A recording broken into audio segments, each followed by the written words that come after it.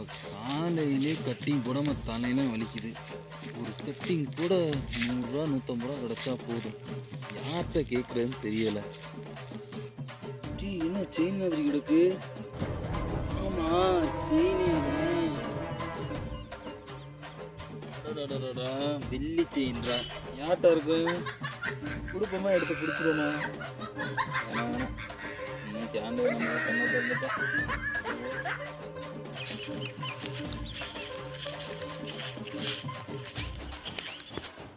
ஐயோ செயின் வேற கண்ணு எவ்வளோ வேற போட்டு நேர தெரியல. இந்த அவன் ஒருத்தர் வராரு, அவர்கிட்ட கேட்பான். நேரம் யாரோ வர்றாங்க. இதில் செயினை தொலைச்சவங்க இருக்காங்களோ? போச்சு நம்மளும் கண்டுக்கிற மாதிரி தெரியும்.